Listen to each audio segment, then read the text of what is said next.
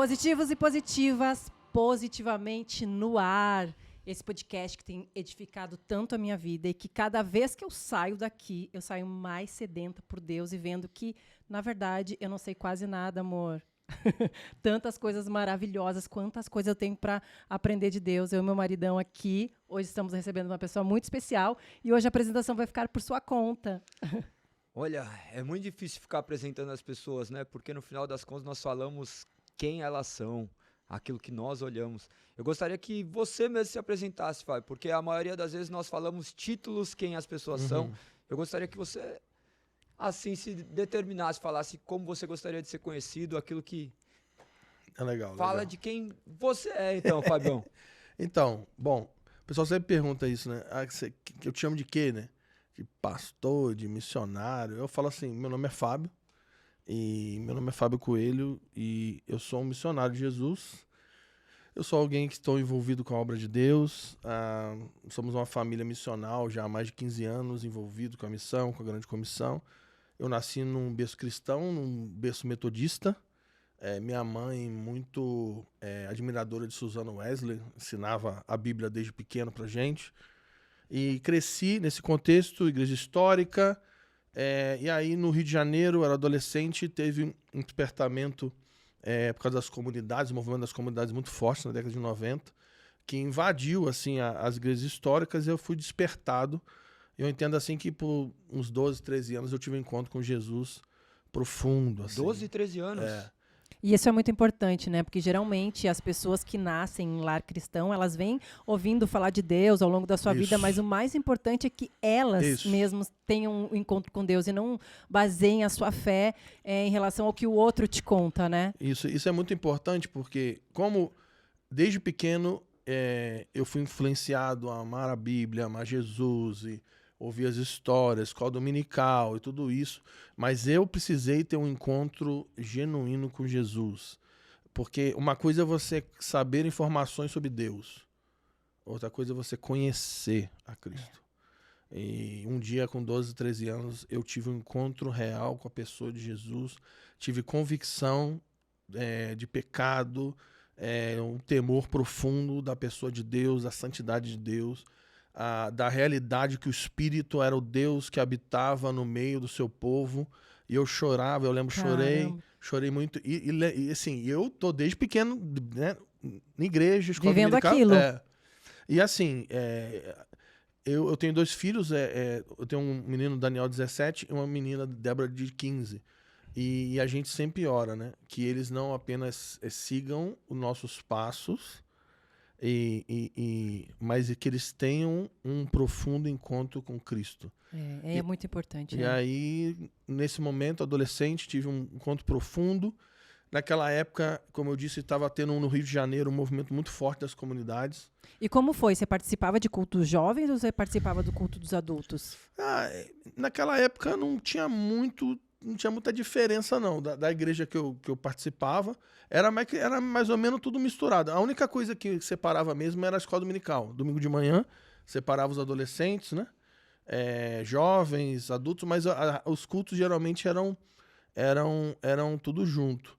O que aconteceu foi que um grupo de uma missão, que eu não vou lembrar o nome, veio para fazer uma obra missionária na igreja que eu participava, lá no Rio de Janeiro. E aí a gente tinha uma ideia assim, vai vir os missionários aí, a gente vai entregar panfleto na rua, vai fazer uma peça, vai fazer algum trabalho evangelístico. Mas eles vieram assim, com uma proposta totalmente diferente. Eles reuniram, vamos chamar os jovens para uma reunião de oração. E a gente começou a orar e, literalmente, eu tive um encontro com a presença de Deus naquele dia, assim, real. E foi muito, muito forte. E para mim, assim, foi um momento que eu me encontrei, assim, que eu me converti. E você já conseguia se entregar mesmo, genuinamente, assim, nas suas orações? Porque eu imagino uma criança de 12 ou 13 anos, eu tenho uma filha de 6 anos e um filho de 4. E eu fico pensando assim, hoje, provavelmente, ainda é no automático, né? Tipo assim, é o que a gente ensina, ela tem todos os ensinamentos bíblicos, mas assim, o encontro mesmo precisa ser algo que a gente se entrega. Você vê dessa forma? Foi dessa forma para você? Foi uma coisa louca, assim. Uma coisa muito louca. Eu tive uma entrega profunda, uma busca, um desespero por Jesus. E aí começou oração e leitura bíblica. E olha que engraçado, eu já li a Bíblia. Eu já lia bastante a Bíblia. Eu era o terrorista dos pastores. Tem uma história muito boa, que não sei se eu nem devo contar isso aqui, mas... Deve sim, pode contar. Não, conta Aqui você pode contar tudo. Conta aquela história do seu amigo. Conta a história do seu Era amigo. uma vez um amigo meu. Não, porque eu tinha lá em casa a gente tinha uma cultura de amar as escrituras. Minha mãe lia a Bíblia, a gente amava. E eu tinha esse interesse pela Bíblia, Gênesis, e ler as escrituras. E aí um dia eu tava num culto, eu era novo, era criança, sei lá, devia ter uns 8 anos. Tá louco? Com 12 anos você já tava quase maduro, não, adulto aí já. Não, eu tinha uns 8 anos, aí eu tava num culto assim, aí o pastor tava pregando, um culto de terça, assim, uma coisa assim. Aí ele foi falando, aí foi narrar Lucas 1, com o conto de Gabriel com Zacarias, pai de João. Aí ele foi falando, aí ele falou assim, e foi a primeira vez na Bíblia que um anjo apareceu para alguém e anunciou o nascimento de um filho. Aí eu, com 8 anos, levantei no culto e falei assim, foi não. O anjo apareceu para os pais de Sansão também. Aí, assim, aí ficou aquele silêncio, minha mãe, cala a boca, menino, cala a boca. E aí eu, assim, não sabia porque ela estava brigando comigo. Eu falei, não, mas ele tá errado, porque o anjo... Você quis ajudar, né? Não, eu queria ajudar o pastor, Criança. mas aí eu criei um caos no culto. E aí, assim, eu já conhecia a Bíblia, mas eu tinha consciência, eu cria em Deus, cria em Jesus, acreditava nas histórias. Mas um dia, com 12, 13 anos, eu tive um encontro real com a pessoa de Cristo. E o que foi esse encontro? Foi uma experiência? Foi uma sensação? O que aconteceu? Porque muitas pessoas que estão em casa, né, querem saber o que é essa experiência. E claro que a experiência, gente, é individual. Uhum. Cada um vai ter sua experiência e nem sempre a experiência que ele teve, o que eu tive, você vai ter na sua casa. Mas, assim, eu sou muito curiosa para saber como é que são essas experiências, assim, individuais. Então, o que aconteceu comigo foi que eu senti a presença do Espírito sobre mim e era algo esmagador que me levava a um choro profundo, a uma convicção de pecado e arrependimento profundo e uma consciência que Deus era real. Caramba. E que Ele estava falando comigo, eu te amo e eu quero você para mim. Você já era batizado? Hã? Tu és meu filho amado, ao qual me comprado. Era uma parada assim, não, Ainda não era. acho que não, eu fui depois, Mas metodista, normalmente... É que metodista ele tem uma prática que quando você é criança, né, ele faz lá o batismo. por aspersão, e depois tem o que eles chamam, se eu não me engano, é confirmação de fé, né? Então eu ainda não tinha feito essa segunda etapa, não. A confirmação, sim. Mas provavelmente tinha sido... Não, desde criança. Aspergido, sim. Por aspersão. Só que aí depois dessa experiência... E foi uma loucura, porque assim, olha que loucura. Eu tive essa experiência, mas foi uma parada geral. Não foi só comigo, não. Aqueles missionários que chegaram lá tocaram terror mesmo. A garotada toda, os jovens, todo mundo foi imergido numa experiência com a presença de Deus. Uma coisa assustadora. E lembrando que a gente estava dentro de uma igreja histórica. Não era uma igreja pentecostal, entendeu? Não era sensacionista, mas também não era tinha liturgia, tinha toda aquela coisa. E veio e eu ouvi a voz de Deus naquele dia. E o que aconteceu? Assim, você me fala, o que aconteceu nesse lugar? Porque tem tantos lugares que realmente tem manifestações, né? Que são mais as igrejas pentecostais, mas tem lugares que vão missionários, que oram e que não acontece isso. Por que você acha que isso aconteceu naquele lugar? Olha, bom, aí a gente vai entrar em questões muito místicas. Mas eu creio que pessoas podem carregar, de fato, o poder do Espírito Santo onde elas vão. E essa presença, ela pode ser objetiva no que se refere a... Ela pode estar num lugar, porque a história dos avivamentos é isso. O avivamento da Rua Azusa, a presença de Deus repousou sobre um lugar. O avivamento do País de Gales. Eu tive lá, na Capela Moriá, em Gales, e, cara, até hoje, você entra naquele lugar lá, você sente uma parada. A presença de Deus repousou ali. O que é? E será que quando a pessoa entra lá, Fábio, realmente... até uma curiosidade que eu tenho, realmente tem algo lá ou pode ser emocional também? Tipo assim, a pessoa já sabe que vai entrar lá naquele lugar que aconteceu aqui. Olha, eu já entrei em lugares que tinham a fama e não tinha nada, e já entrei em lugares que não tinha mais nada e tinha tudo. Então, existe a percepção de que Deus está presente. E aí é uma questão de fé mesmo. Eu ia te perguntar isso. Você acha que a fé interfere para cura, para tudo isso? Sim. E aí eu fiquei maluco, porque é isso aí que você falou. Quando eu tive esse encontro, eu fiquei louco. eu fiquei apaixonado por Jesus. A gente era no contexto metodista, então tinha todo um contexto de Wesley, né? Uma questão bem missional, morávios. Então, essa questão da história de John Wesley, Clube Santo, missões, morávios. Explica pra galera como que é a casa lá de John Wesley, pra galera ter ideia de como John Wesley representou. Porque a maioria, às vezes, talvez não entendam esse contexto, mas Então, John Wesley foi um homem... o John Wesley é um dos caras mais importantes, assim, da história Perfeito. moderna da igreja. Ele era de uma casa, a mãe dele era a Susana, e ela ensinou os filhos deles praticamente a ler e escrever na Bíblia. Então, discipulou os filhos dele a amar Jesus. Agora, olha que doideira. Ensinou e eles crescem. John Wesley faz seminário, ele se forma, ele se torna um ministro, e ele já é ministro ordenado, e ele pega um navio para fazer missões na América. Aí, nesse translado aí, eu não vou lembrar se é na ida ou na volta, e ele acho que tem uma tempestade, alguma coisa assim, e ele fica com medo. E aí ele ouve uma música no navio e os caras cantando pra Jesus. Ele fica assustado.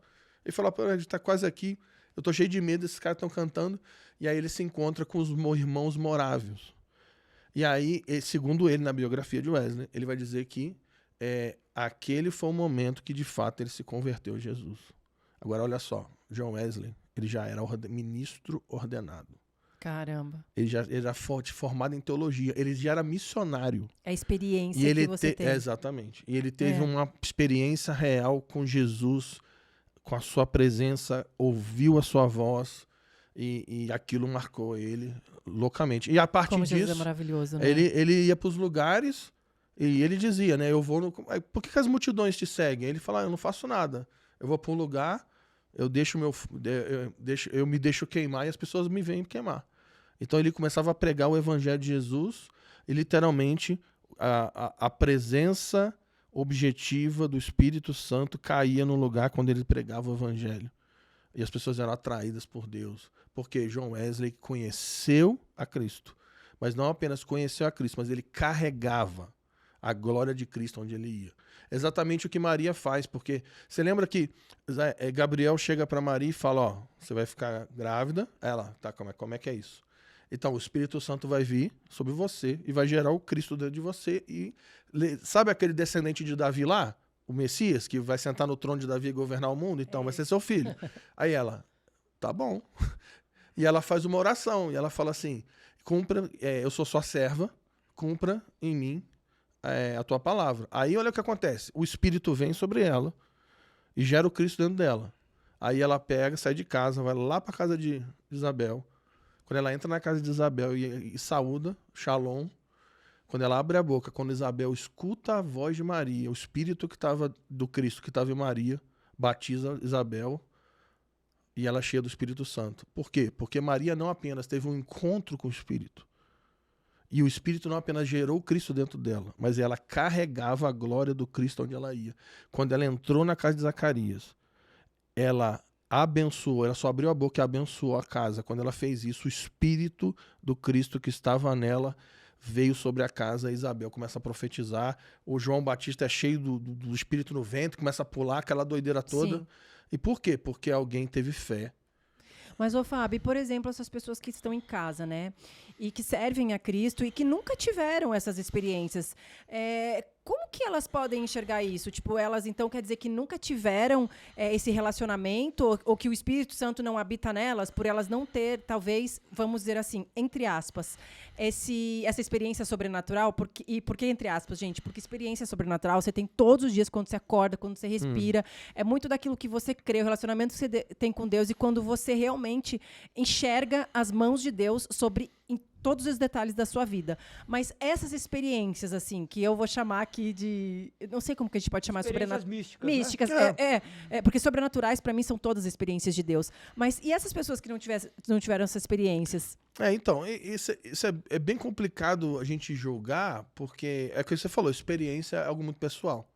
Então, por exemplo, tem pessoas, não sei como foi com vocês, mas tem pessoas que ele sabe exatamente o dia que ele teve um encontro com Cristo. Irmão, eu lembro de quando eu tinha 12 anos, eu tava metido já em pornografia, já tinha feito um monte de besteira na minha vida, eu era um homem já completamente depravado e eu vejo histórias de homens como a sua, que viveram a vida diante de Cristo, eu vejo o quão privilégio Deus lhe concedeu, porque às vezes nós vamos em alguns lugares e as pessoas falam assim, mas como que é ser que nem vocês foram? Porque meu pecado foi me masturbar.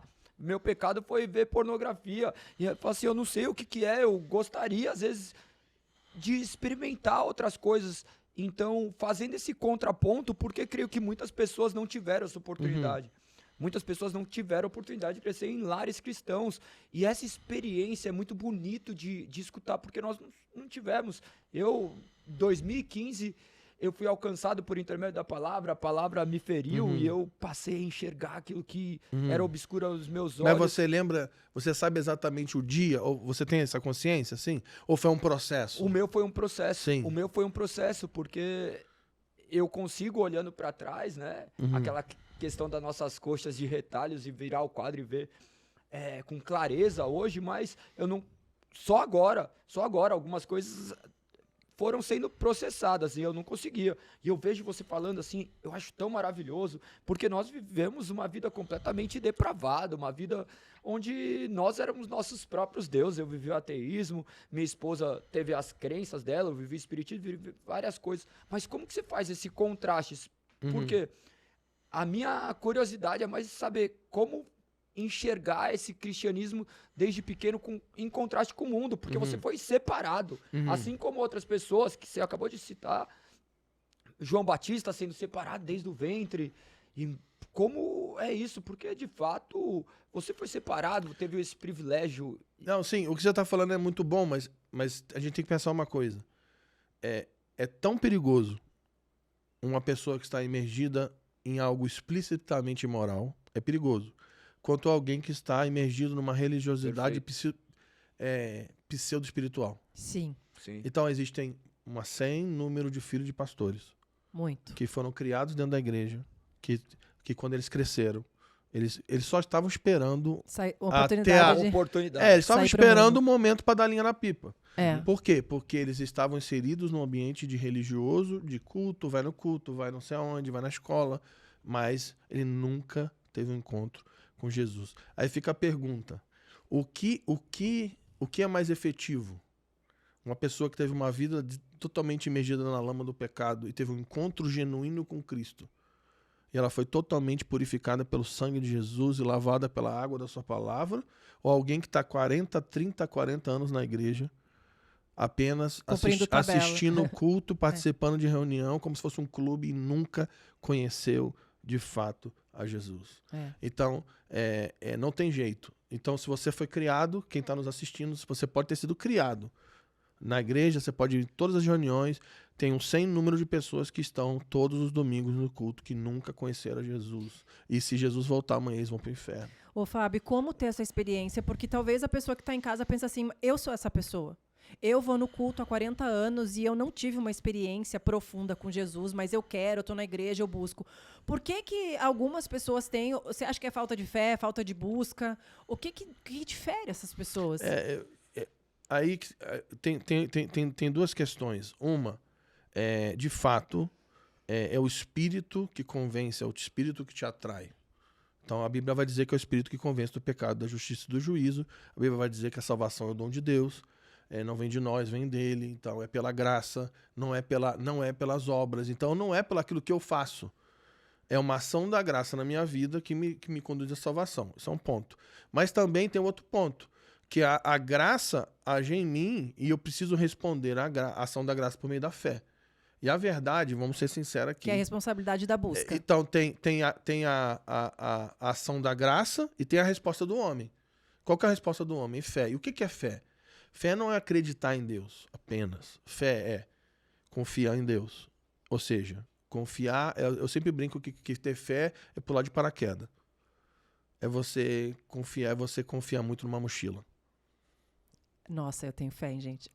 Se você já pula de paraquedas, é que você confiou tua vida numa mochila. Se aquela mochila ali falhar, você morreu. Isso é ter fé. É você se lançar numa vida em Deus que você não tem controle nenhum. A tua vida é dele. Fé também é fidelidade, é obediência. É obedecer aquilo que está escrito nesse livro. Mesmo que seja contrário à sua vontade. Exatamente. E fé também é perseverança. É você perseverar em confiar e obedecer. E vamos ser sinceros, tem muita gente que é simpatizante de Jesus, que quer aceitar um Jesus que é Salvador, mas não quer não se submeter ao senhorio de Jesus. Sim. Porque é um estilo de vida para si mesmo. Então, por exemplo, a Bíblia diz, buscar primeiro o reino de Deus e as coisas serão acrescentadas, beleza? E a gente vive um estilo de vida correndo atrás de dinheiro o tempo todo.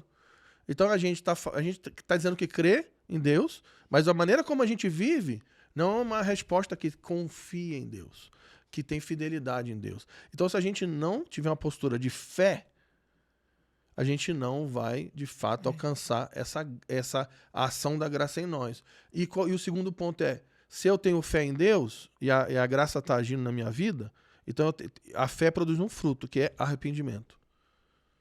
O que é arrependimento? Eu estou olhando para lá e eu me arrependo. Então eu viro para cá.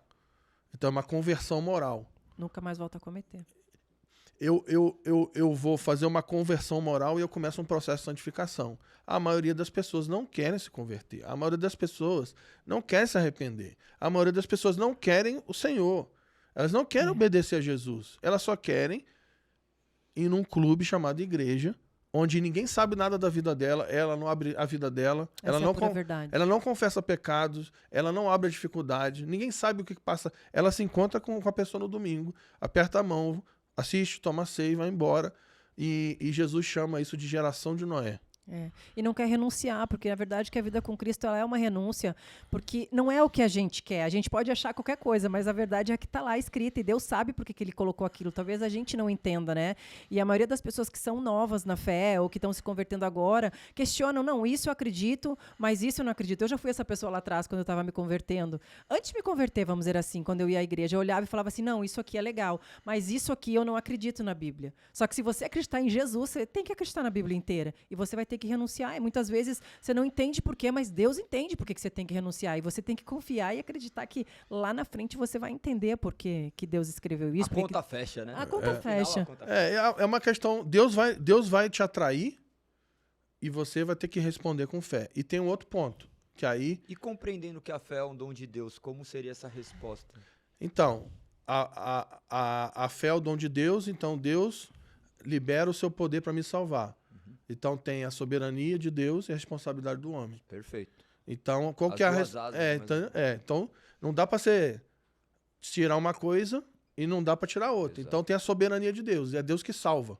Então não é o que você faz que te salva, é o que Cristo fez na cruz que te salva. Que te salvou. Então beleza. Salvou, Tem a soberania de Deus, na ação por meio de Cristo, mas tem a responsabilidade do homem, que é depositar a sua fé nele. Agora tem um outro ponto que também é um problema hoje. Aí entra muito na minha área, da questão da missão. É que a falta da pregação do verdadeiro evangelho. E aí a gente vai abrir um buraco grande. Sim, verdade. Porque se o evangelho de Deus é poder para salvar, será que de fato essas pessoas estão ouvindo o evangelho de Deus? Sim. Será que elas de fato ouviram o evangelho do reino? Que é um convite ao arrependimento, à mudança de vida? Há um confronto.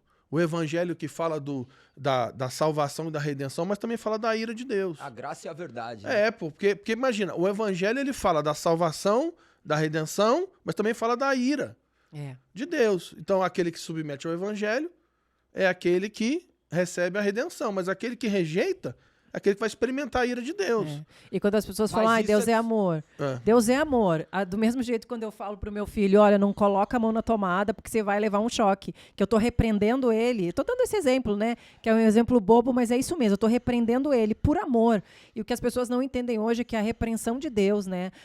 A renúncia que nós precisamos fazer é um amor de Deus. E o amor de Deus nem sempre vai ser o amor que nós achamos conveniente. Deus é amor. Porque ele deu o seu filho para nos salvar, e Cristo é daquele que entregou a sua vida para nos redimir, e o Pai e o Filho enviaram o Espírito para habitar no nosso meio. Isso aí, ok. Mas o que Paulo diz lá na Grécia, quando ele está pregando em Atos 17? Ele está no meio dos filósofos e ele está pregando. Ele diz assim, porque Deus agora ordena que todos os homens em todos os lugares se arrependam. Por quê? Porque vai chegar um dia que ele vai enviar um homem, o qual ele ressuscitou, que vai vir para julgar o mundo. Então, assim, Jesus, ele vem, sobe no madeiro, derrama o seu sangue, para nos salvar, para perdoar nossos pecados. Ele ressuscita e ele está à direita do Pai. Mas um dia ele vai voltar.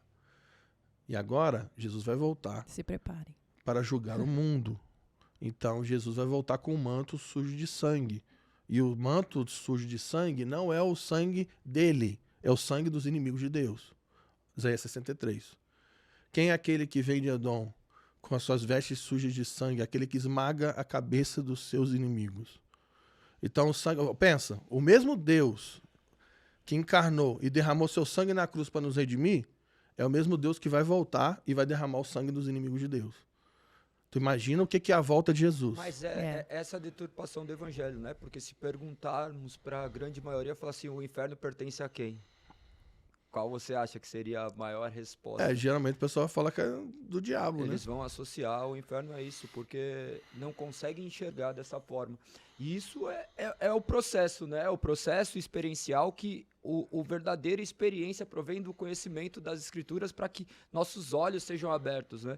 E como você consegue relatar a nossa questão territorial, nosso ambiente, qual nós estamos inseridos, porque nós somos um país colonizado, nós somos um país que sofremos diversas influências. Como você enxerga esse cenário hoje para a pregação do evangelho genuíno? Olha, essa pergunta é complexa. Assim, primeiro, o Brasil é um país extremamente evangelizado, né? Extremamente. Aí, só que aí fica aquela pergunta, né? Que Exato. evangelho que é Sobre esse? o evangelho verdadeiro que você estava falando. Que evangelho é esse? Sobre a pregação. E aí tem um ponto que a gente tem aprendido e estudado nas escolas, dando aula, os livros também, que é a gente precisa aprender a ensinar o evangelho integral. O que eu quero dizer com isso? Por exemplo, se você fala assim, ó, Jesus é Deus que se fez carne, habitou entre nós, morreu na cruz, ressuscitou ao terceiro dia, beleza? Isso é o evangelho? A pergunta é sim. Mas é o evangelho integral? A resposta é não. Sim. Então, tipo assim, é o evangelho, mas não é a história toda. Sim. É a mesma coisa de a gente falar assim, não, você não precisa assistir os 3 filmes do Senhor dos Anéis, não. Tu assiste só o segundo, só que tá bom. Mas como é que termina? Não precisa saber, não. Como é que começa? Também não. Só assiste o 2, que os 2 é o melhor mesmo. E aí, as 2 torres lá, e beleza, e não precisa. E é isso que a gente faz. Então, a gente vai. Qual que é a minha perspectiva? A gente precisa voltar às escrituras. Qual é o objetivo do livro da Bíblia? O objetivo da Bíblia é contar a história do Evangelho. Então, o Evangelho ele começa em Gênesis e termina em Apocalipse. O Evangelho não começa em Mateus. O objetivo da Bíblia não é falar sobre dinossauro, não é falar sobre o que aconteceu, como foi a criação, os detalhes. Não. O objetivo da Bíblia é contar a história da redenção. Então, começa em Gênesis e termina em Apocalipse. Então, como é que começa o Evangelho? Deus criou os céus e a terra. Colocou o homem na terra, falou para o homem, agora você vai ser meu parceiro no governo da terra. Você pode comer o que você quiser, se você comer daquele fruto ali, você vai morrer. Se você me desobedecer, você vai morrer. Aí o homem foi seduzido por Satanás e desobedeceu a Deus. Quando ele desobedece a Deus, ele abre a porta da maldição da morte sobre a criação. Então, Paulo vai dizer lá na frente o seguinte, o salário do pecado é a morte. Aí ele também vai dizer que todos pecaram, por isso foram destituídos da glória de Deus. Aí, agora vamos lá. Se o salário do pecado é a morte e todos pecaram, quantos merecem a morte? Todos. Todas as pessoas do planeta merecem ir pro inferno. Ah, não, mas meu filho na minha barriga, todos meu filho, merecem. Esse é o questionamento do mundo, mas como eu sou tão bom, eu elevo cesta, eu faço isso, eu faço aquilo. Esse é o problema. A gente tem que pregar o evangelho. Um dia chegaram para Jesus e falaram assim, bom, né, mestre. Aí ele, por que você está falando que é bom? Quem que é bom? Jesus falou, só tem um que é bom. Deus. Mas porque hoje as pessoas vivem no emocionalismo. E assim, francamente, falando entre nós, todo mundo quer viver uma emoção, né? Todo mundo quer viver, e é fato.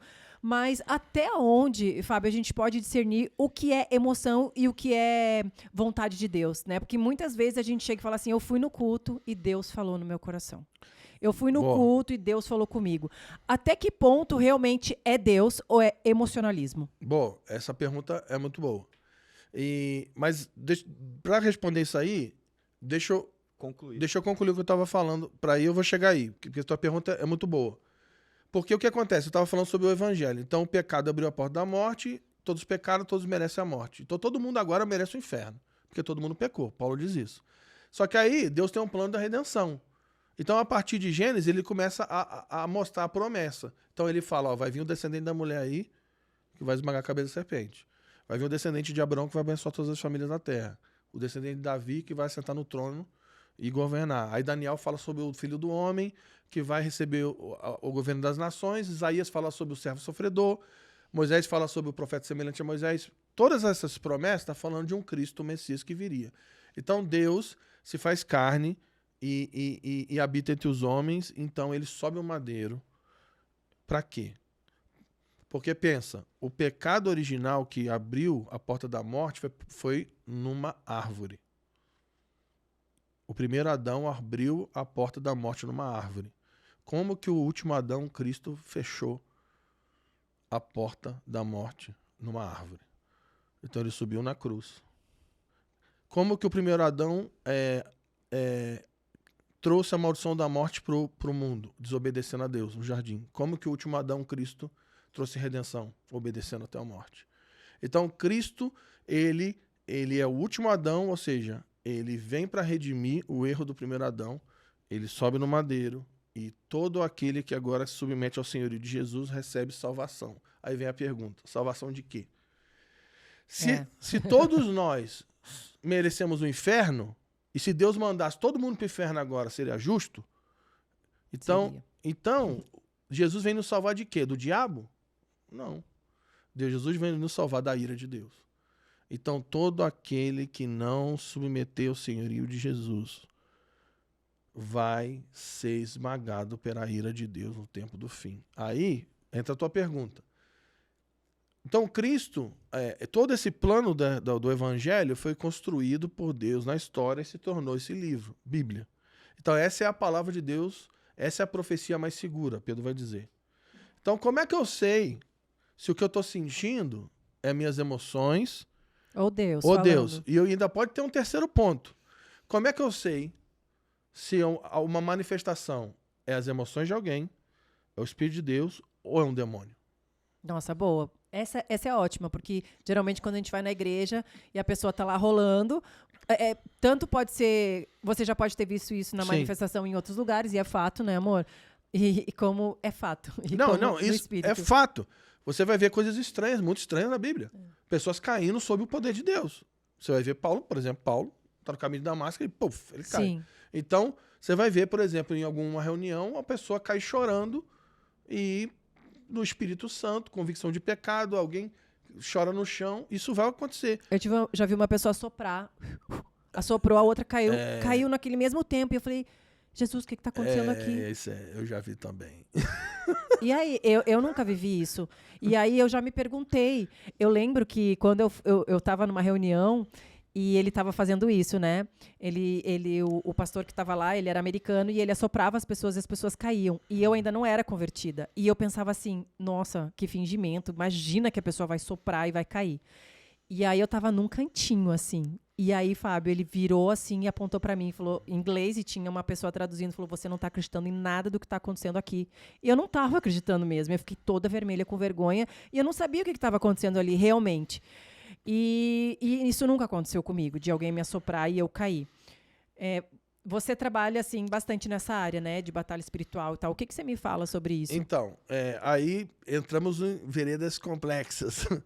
O que acontece é que, de fato, a presença de Deus, ela é real e o poder do Espírito pode gerar ambientes muito, muito esquisitos. É só você pegar o livro de Atos 2, o pessoal tá lá, doidão, profetizando, o pessoal pergunta assim, pô, mas esses caras já estão bêbados dessa hora? Tu imagina qual que devia ser o nível daquela doideira lá. Verdade. Tu vê, por exemplo, o Paulo tá andando, ele, buf! Imagina, o cara era rabino, o cara era filósofo, ele não era um místico qualquer. O cara caiu ele se encontrou com a glória de Cristo. Você vai ver coisa muito estranha acontecendo, os profetas fazendo uns negócios muito estranhos na Bíblia. Então, o que acontece é que diante de uma convicção real da presença de Deus, um encontro real com a glória de Cristo, nossas emoções podem se tornar muito afloradas. Pessoas podem chorar compulsivamente, outras podem rir, outras podem sentar no chão, outras podem até cair. Pelo poder do Espírito Santo. Sim, por causa de um encontro com a presença do Espírito. Isso é real, isso acontece. Só que qual que é o ponto? Você nunca vai discernir por meio da aparência externa. Nunca. A questão é depois que se levanta, quem é essa pessoa? Você não consegue, porque se você vê uma pessoa caindo, endemoniada, talvez, e outra caindo sob a convicção de pecado, você vai ver que cair por cair é tudo igual. Como é que você discerne o que está acontecendo ali? Não é visualmente, é espiritualmente. E aí tem uma coisa que a gente tem falado. Jesus disse em Mateus 24 o seguinte, com relação ao fim dos tempos: cuidado para que ninguém vos engane, porque haverão falsos cristos e falsos profetas que enganarão a muito com sinais e maravilhas. Sim. Então olha o que ele está dizendo, que no fim dos tempos haverão falsos profetas no meio do povo de Deus que vão enganar a muitos com sinais e maravilhas da mentira. Muitos acham que são amigos, né? E aí tem um dom espiritual, de Coríntios 12, que é discernimento de espíritos. E quase ninguém se fala sobre isso, porque hoje nessa briga aí de sensacionismo e continuismo, o pessoal fica muito brigando por causa de línguas e profecia. Mas o pessoal meio que deixa esse dom de lado. E para mim, discernimento de espírito é um dos dons mais importantes que a gente precisa buscar pro tempo do fim. Por quê? Discernimento de espírito é a capacidade que eu tenho, por meio do espírito que habita em mim, de discernir a fonte por trás de uma ação. Então, por exemplo, tem alguém aqui, ele começa a fazer uns negócios estranhos, pode ser Deus, pode ser o diabo, ou pode ser as emoções da pessoa. Como é que eu discerno isso? Na aparência não dá. Como, Fábio?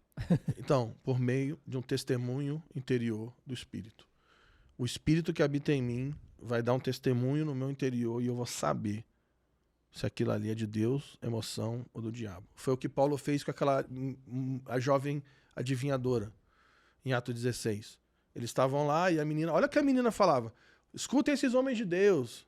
Eles falam a verdade. Olha só, o demônio estava falando. Escutem esses homens de Deus, que eles falam a verdade. Aí um dia Paulo ficou com raiva e falou: sai dela agora em nome de Jesus. Ela saiu. E a Bíblia diz: e ele se dirigiu ao espírito e expulsou o espírito dela. Agora a pergunta é, aparentemente, dava para saber que era um demônio? Claro que não, falando em nome de Deus ainda. Então como é que Paulo discerniu? Ele discerniu espiritualmente por meio do espírito que habita nele. Vou usar um exemplo prático. Tu já entrou numa casa e você sentiu uma parada que você não estava sentindo antes? Olha a pergunta. Você entrou num lugar e tu vê um negócio estranho dentro de você. Bom ou ruim? Bom ou ruim? Ah, já. Então, você já se encontrou com a pessoa e vê um negócio assim? Nossa, um negócio estranho que você não estava sentindo antes? Já aconteceu contigo? Não, já aconteceu de eu talvez não ter empatia muito com a pessoa, mas eu não sei se é espiritual. Então, mas esse é o ponto. Nós precisamos ficar atentos àquilo que o Espírito produz dentro de nós. Eu tenho muito temor com isso, porque a realidade, Fábio, é que a gente realmente às vezes confunde, né? O emocional com o espiritual. E a questão espiritual pode ser muito facilmente manipulada, mas a questão de levar uma vida de integridade, uma vida correta, isso daí é somente depois, para vermos os frutos. Hoje acontece muito isso, né? É uma religiosidade externa, mas por dentro então, são sepulcros. Mas sabe como que você treina você mesmo para saber se é a tua emoção ou espírito? Você tem que ter uma profunda prática de disciplina na oração. Se você tem uma profunda disciplina na oração e na leitura bíblica, você vai conhecer a voz do Espírito. Por exemplo, você está lendo a Bíblia, você está lendo um texto e você ouve a voz do Espírito.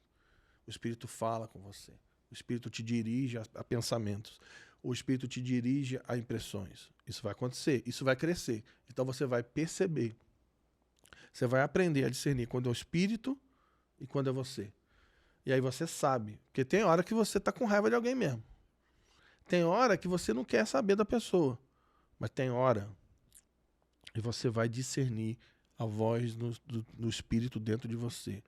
E você vai ver coisas na vida da pessoa que é impossível de ver de forma visual. Ô, Fábio, todos nós temos o Espírito Santo. Todos que nasceram de novo. Todos que nasceram de novo temos o Espírito Santo. Ok, correto. E aí essa pessoa que tem o Espírito Santo, nós que somos convertidos, aí você está num culto e você tem a manifestação do Espírito. Como enxergar isso? Porque o Espírito Santo já habita em você. Ok. E aí você tem a manifestação de qual espírito? Se o Espírito Santo já habita em você. Então, todo aquele que nasceu de novo faz parte do corpo de Cristo. O Espírito habita sobre o corpo de Cristo. Então, todo aquele que faz parte do corpo, o Espírito habita em nós. Existe uma coisa nas Escrituras que a gente pode chamar de onipresença e presença objetiva de Deus, ou presença manifesta. Então, Deus ele é transcendente, ou seja, se você for no mais alto céu, ele está. Se você for no mais fundo do abismo, ele está. Os olhos dele são sobre toda a terra. Ele está em todos os lugares. Não tem nada na criação que está fora dos seus olhos. Beleza? Só que Deus está em todos os arbustos da terra. Beleza? Mas um dia ele escolheu revelar a sua presença numa sarça e Moisés viu a glória de Cristo. Deus habita em todos os montes da terra, mas um dia ele desceu no Monte Sinai e aquele lugar tremeu. Deus habita em todas as estradas da terra, mas um dia Cristo se revelou a Paulo numa estrada em Damasco. Então o que acontece é que tem lugares que Deus escolhe se revelar, em lugares específicos, e você vai perceber, Deus está aqui. E além dessa experiência que você teve com 12 anos, você teve mais alguma experiência marcante? Nossa, muitas. Me conta.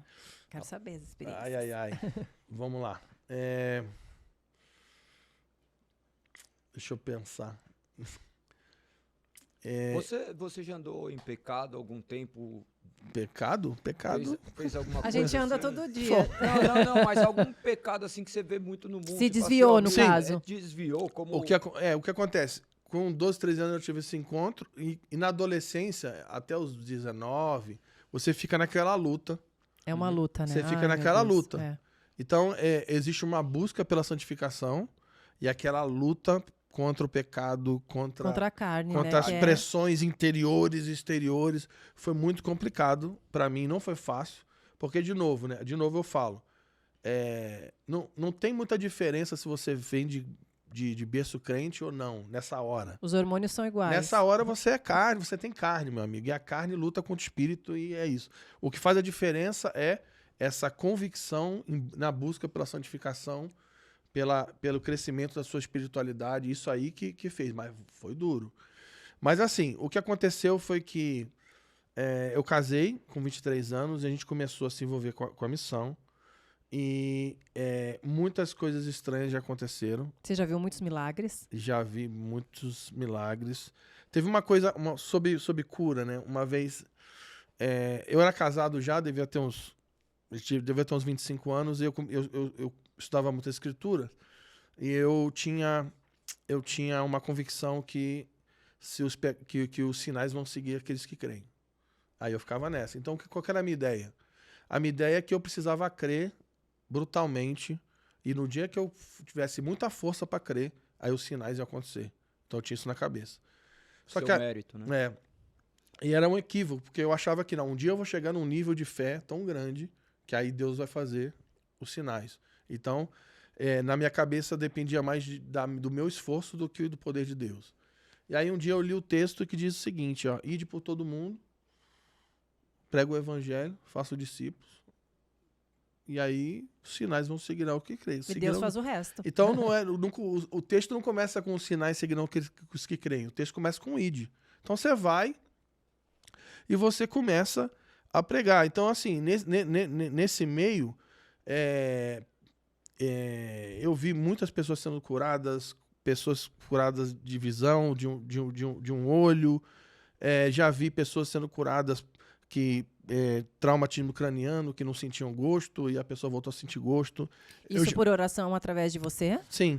Eu já vi pessoas que, pessoas que foram abusadas sexualmente na sua infância, e isso gerou uma patologia emocional, psicossomática, que produziu traumas físicos. Com certeza. E aí a gente discerniu que aquilo era um trauma na área sexual e a gente orou e a pessoa foi curada na hora. Já orei por pessoas que ficaram endemoniadas e eram um espírito de enfermidade. Já vi pessoas sendo curadas, perna crescer, uma pessoa que não podia ter filho ter mais muitos sinais. Quando você ora pela cura de patologia, como é que eu posso dizer, física, assim, uma doença física ou espiritual com demônio, por Tá. exemplo? A cura, né? Essa é uma boa pergunta. Sempre quando eu vou orar por cura, aí a gente volta no tema discernimento de espíritos. Qual que é o dom mais importante no fim dos tempos? Discernimento de espírito. Eu preciso discernir qual que é a fonte por trás de uma ação. Então, por exemplo, se tem uma pessoa que tem uma doença, pode ser um demônio? Pode, porque Jesus possui o espírito de enfermidade. Pode ser uma patologia física, não tem nada a ver com demônio, não tem nada a ver com pecado? Sim. Mas também pode ser um trauma emocional que gerou uma doença psicossomática que produz sintomas físicos. Sim. Então, como é que você faz? Eu sempre pergunto, Espírito Santo, isso aqui é uma patologia? Isso aqui é uma questão emocional? Ou isso aqui é um demônio? Mas aí você cura, você ora por algo É específico. Ou específico. você cura assim, porque eu imaginei que pudesse ser orado, por exemplo, pela cura. Pode. Pela cura, não Pode. exatamente, ó, eu quero que você cure Pode. disso. Mas pela cura, do que ela tiver, como for. Pode, mas é muito mais efetivo você já saber qual que é a fonte por trás da ação. Então, já aconteceu também de eu chegar e ter gente tentando expulsar um demônio, tipo lá, 3, 4 horas. O demônio não sai. E aí faz o quê? E aí você vai para o Espírito Santo. Por que não tá saindo? Aí você começa a discernir. Você pergunta o nome do demônio? Não, essas nada, coisas? eu não fico conversando com o demônio. Você pergunta, Espírito Santo, o que é isso? Aí você começa a entender no Espírito que aquilo ali foi uma pessoa que foi entregue pelos seus pais num ritual para algum demônio, e o demônio tá reivindicando porque o pai entregou, e aí você fala assim, agora eu quebro isso aqui que aconteceu nesse dia, e sai, acabou e O pronto. Espírito Santo que te entrega essa Sim. informação. Sim. E aí, de novo, a gente volta nisso. Como que eu vou chegar nisso? Eu preciso ter uma disciplina na devoção, na oração. Todos os dias eu preciso abrir a minha Bíblia e me voltar para a oração e buscar a voz de Deus. E a voz de Deus se revela de muitas formas. A maioria das vezes, para mim, quando eu estou lendo esse livro, o Espírito fala comigo, ou eu tenho uma impressão, ou vem um pensamento, alguma coisa, e é isso.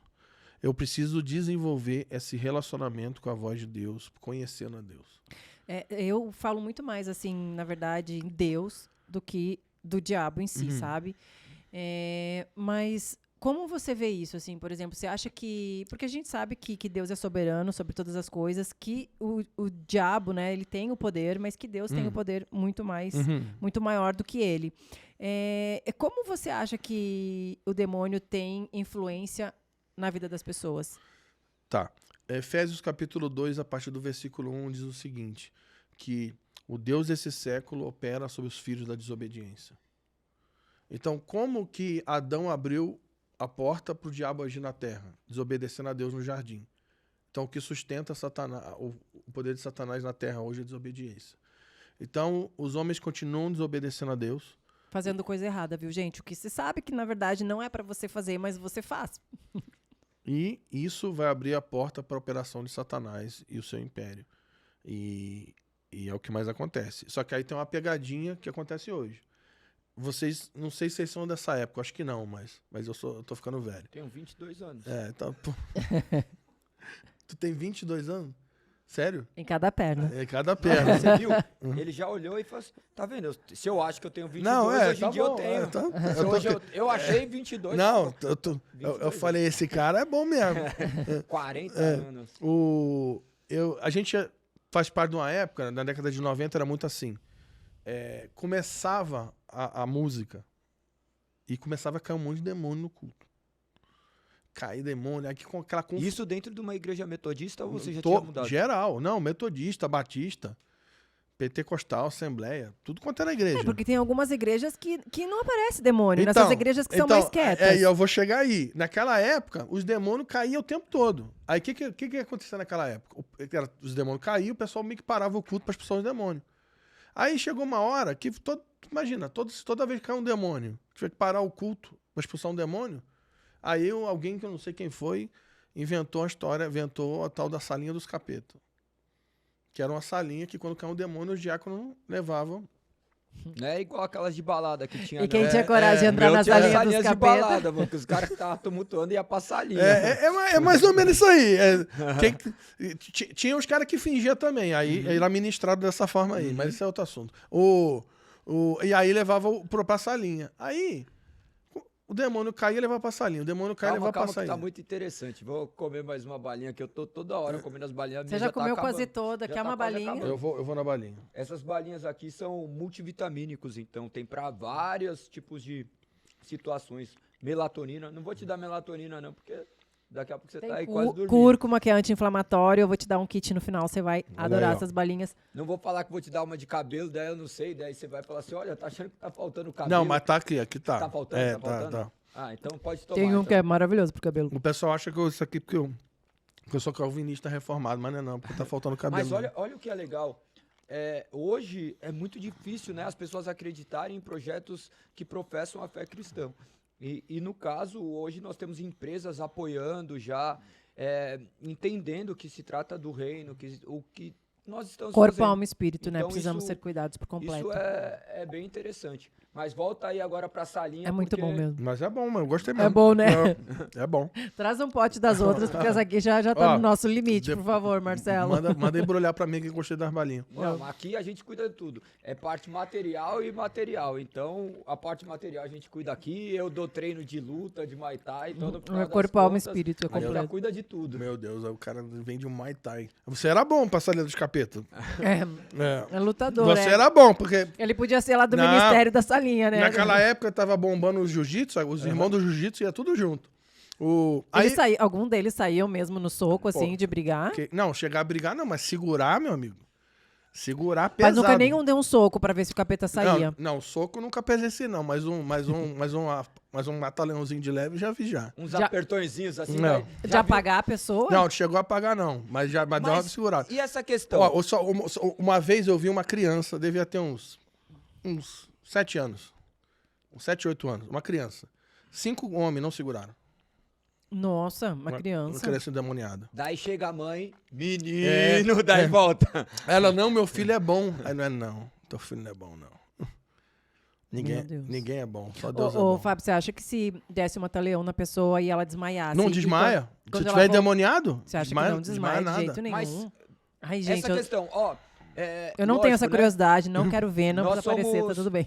Eu vivi o espiritismo. Uhum. Eu cresci na sala de casa vendo manifestação de demônio.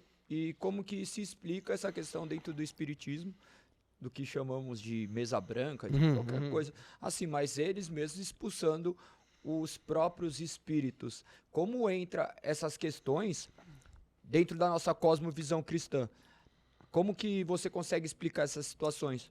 Todo aquele que vive em desobediência e rebeldia a Jesus Cristo é propenso a ser alguém influenciado por demônios, ou na mente, ou na sua visão e cosmovisão, e até nas suas ações. Mas essa manifestação, se é o diabo, beleza, o diabo fala todas as línguas, sim ou não? Sim. Mas daí você vê o demônio falando problema, Não, mas aí tem. e como que essas Não, questões aí... não, mas aí tem muita fake news também. Perfeito. Você Principalmente já viu o demônio falar hebraico, aramaico? já vi demônio trocar de língua já.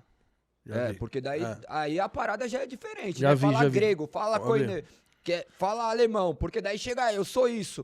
Então- Eu já vi já, e inclusive o pessoal começa a citar texto bíblico e ele completa. É, porque sabe de Ah. tudo, né? E não, era tenso. Mas aí, né, o que aconteceu? Os demônios começaram a ir pra sala, e aí o pessoal não tinha mais aquele negócio de parar o culto, né? Aí o que aconteceu? Os demônios pararam de cair.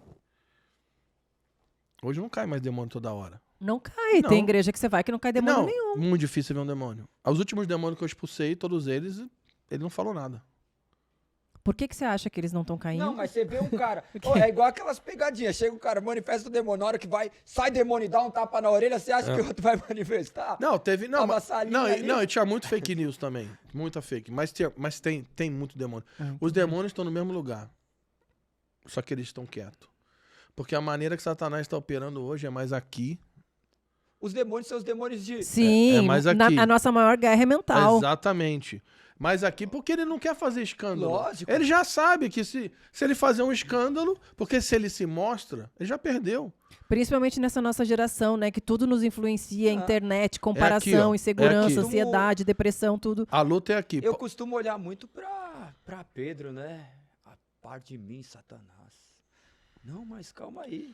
Então, Essa é a então, questão. esse, Essas questões nossas. Ah, nossa, você tá pregando bem, hein? Ó como seu ministério tá bom, olha como você é legal, ó como você é isso. Às vezes o demônio se manifesta de maneira muito carinhosa hoje. Ele tá ali, às vezes até tá pregando com o microfone na mão. esse texto que você falou é muito bom, porque pensa, Pedro tinha acabado de falar que Cristo era Perfeito. que Jesus era o Cristo. Tinha acabado, os versículos antes.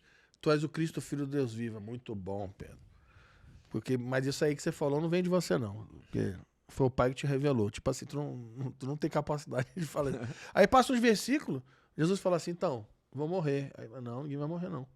É. Aí Jesus fala assim, ó, aparta de mim, Satanás. Agora olha que doido. Ele não tá chamando Pedro de Satanás. Ele tá dizendo que o que tá influenciando aquele pensamento na cabeça de Pedro É Satanás. Então a maior luta hoje É aqui, ó. é aqui. Então existem poderes invisíveis, potestades, que estão por trás da cultura, produzindo comportamentos coletivos que são rebeldes a Deus. Mas, ó, por exemplo, se o demônio nos influencia pela nossa desobediência, a nossa desobediência pode estar num pensamento, correto ou não? Certamente. E como desviar esses pensamentos? Porque, por exemplo, vou dar exemplo de um homem. Sei lá, de um homem, por exemplo. Um Por homem que de um homem? Por que não ser de uma mulher? não Já sei. vai ver algum BO pra mim, mano. Não, certeza. não é pra você Não, não. você olhou pra ele, olha só. Não, tô conversando. Não, mas, por exemplo, hoje em dia você pega a internet. A internet tá cheio de gente, de meninas, sei lá, de biquíni, de dancinha, disso, aquilo. Aí, às vezes, o cara tá olhando lá, porque eu dei o exemplo do homem, porque o homem é muito atraído visualmente. Um homem visual. A mulher também, hoje em dia, gosta de olhar o corpo das Deixa mulheres, eu ver mas sua lupinha do celular, vai. mas não sente nada, assim. O homem é muito atraído visualmente. Daí ele olhou, se atraiu. Não que ele quisesse aquilo, mas ele se atraiu por aquilo. Ele ficou vidrado, sentiu alguma coisa. Isso, de alguma forma, é um pecado. E como ele desvia isso? E você acha, que, então, que o inimigo tem influência sobre a vida dele pelos pensamentos dele? Então, vamos lá. Nesse caso, o que vai Para de acontecer... ver, né? Para de Não, assistir. exatamente. Nesse caso, o que vai acontecer é, se esse cara é nascido de novo, o Espírito habita nele, o Espírito vai levar ele a uma tristeza interior que vai levar ele a esse lugar de arrependimento. Então, esse é um ponto. Se ele não entrar por esse caminho do arrependimento e se aprofundar nesse lugar aí, então ele vai se afundar. Então, isso é muito comum.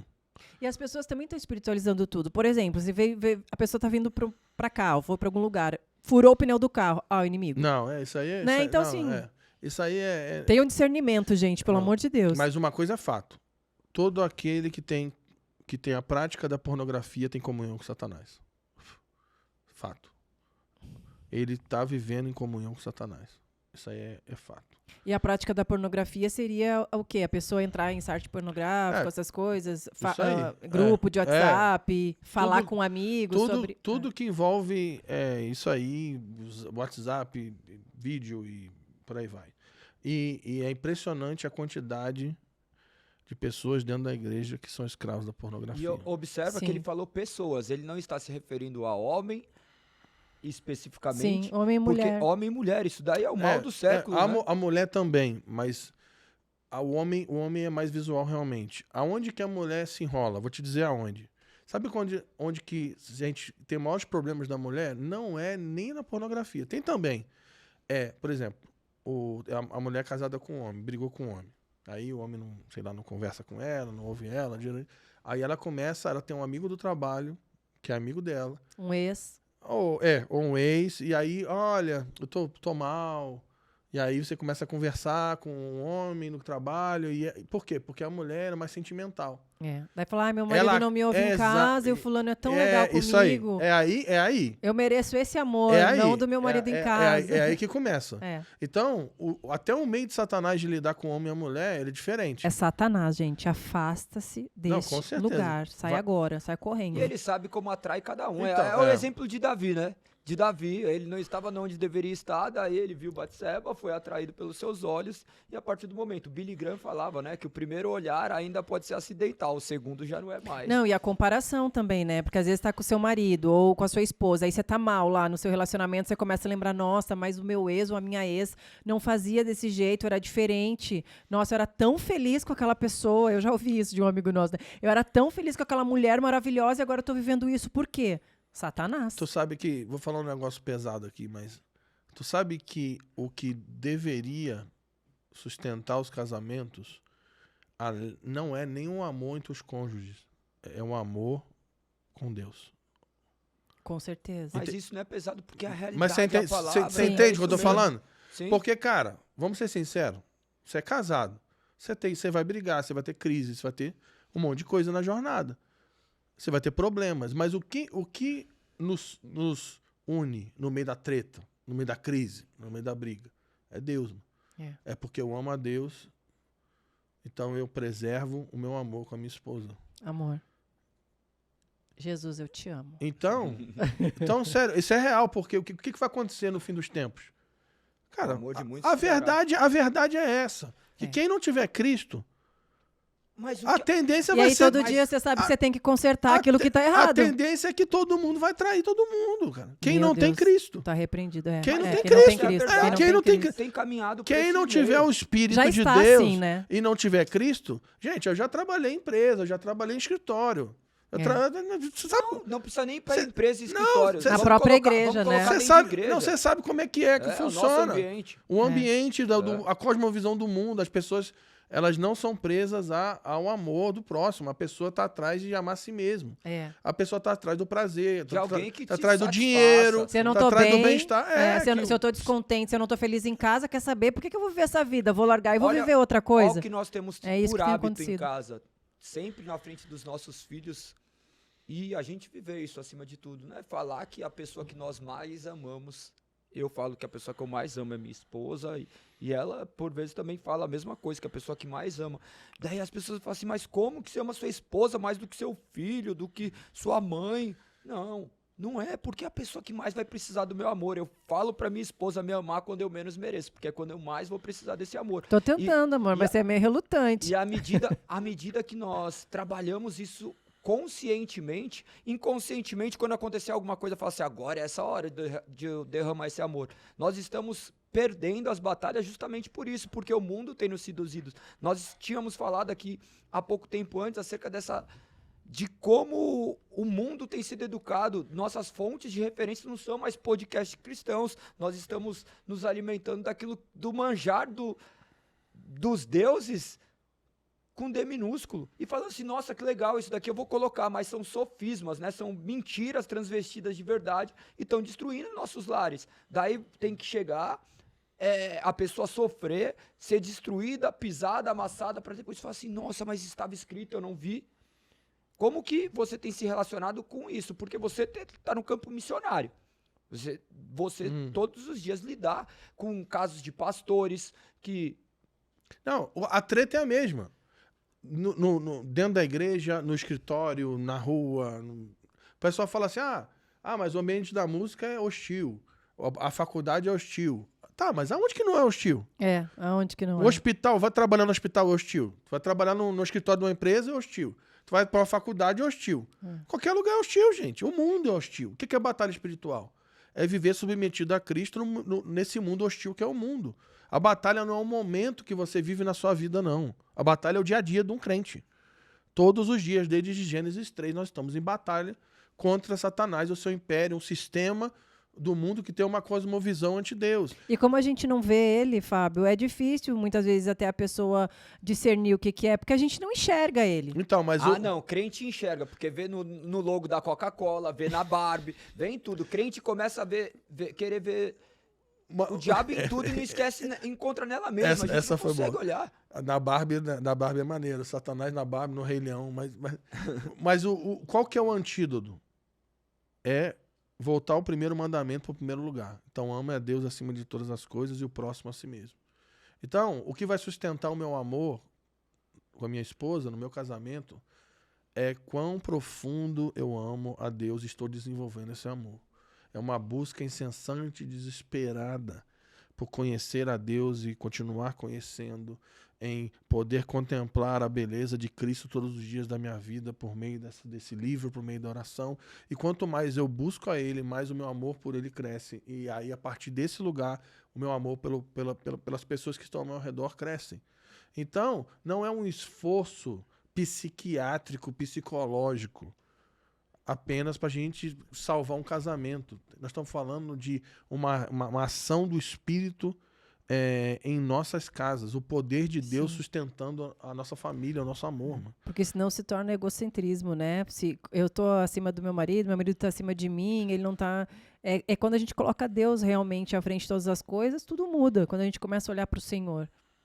Então, todos esses aspectos que a gente está citando, a cosmovisão do mundo, a pornografia, o falso evangelho, esse egocentrismo, essa busca pelo prazer, tudo isso é a falta do conhecimento do verdadeiro evangelho. Então a gente volta para o que a gente estava falando antes. O que falta para a igreja? A gente precisa aprender a pregar o evangelho para os evangélicos. Os evangélicos precisam se converter a Jesus. Grande parte dos evangélicos hoje são multidão e não discípulos.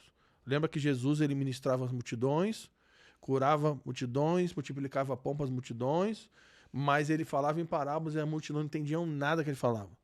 E aí os discípulos um dia perguntaram, mas por que você fala em parábolas se ninguém entende nada? Aí ele fala assim, para as multidões eu falo em parábolas porque ele não quero que eles entendam, mas para vocês, meus discípulos, eu revelo os mistérios. E a dificuldade dos discípulos existe ainda, né? Os discípulos não estão enxergando as coisas que Cristo tem feito. Então, nós que nos colocamos na situação de discípulos, por vezes nós não estamos enxergando e entregando para o mundo aquilo que nós deveríamos entregar. Nós estamos nos esquivando das nossas responsabilidades. Porque meu casamento tá bom, tá tudo bem, mas o casamento do meu irmão tá zoado. E por ele não ser cristão, eu falo, tudo bem. Não, nós somos a luz do mundo, né? Hoje, qual é o testemunho que você consegue enxergar do cristão perante a sociedade? Você consegue distinguir? Sim, então, esse é um ponto crítico no Brasil hoje, porque me parece que a igreja está mais preocupada em brigar contra os seus opositores do que, de fato, dar um testemunho da justiça. Entende? Porque parece que as pessoas estão mais preocupadas em arrancar o joio do que virar o trigo. Sim. Porque Jesus ele falou assim, o trigo e o joio vão crescer aí até o dia do Senhor. Se você ficar preocupado em arrancar o joio, você vai arrancar o joio e vai arrancar trigo junto. Então a gente tem que se preocupar mais em ser testemunha desse evangelho para o mundo do que tentar ficar acusando nossos opositores e tentar ficar criando uma luta separatista entre pessoas. O que eu quero dizer com isso? Vamos deixa eu pensar como ser menos polêmico. O que vale mais? Eu brigar, fazer uma passeata contra o casamento LGBT ou eu, de fato, a igreja erguer um testemunho de casamentos justos hoje?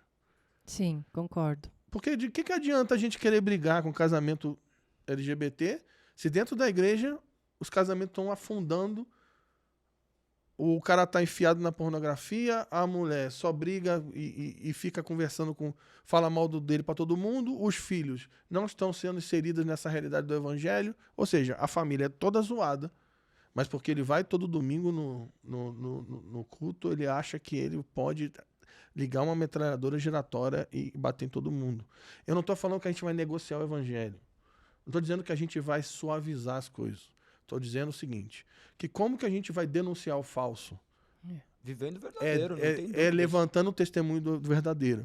Então, se eu levanto o testemunho do verdadeiro, a luz do verdadeiro vai ficar claro que aquilo é falso. Você quer ser um protestante e muitas vezes, de verdade, viva a verdade. E acabou.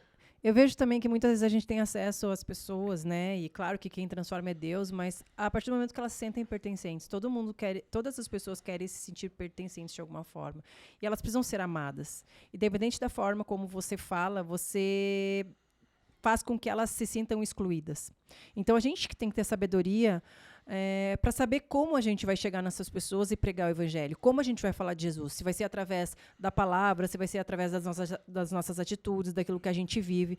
Então, a gente tem que pedir discernimento do Espírito mesmo e sabedoria para que a gente consiga alcançar essas vidas, sabe? Sem, de repente, querer falar de algo que, naquele momento, aquele tipo de palavreado não vai conseguir fazer com que elas vejam Jesus.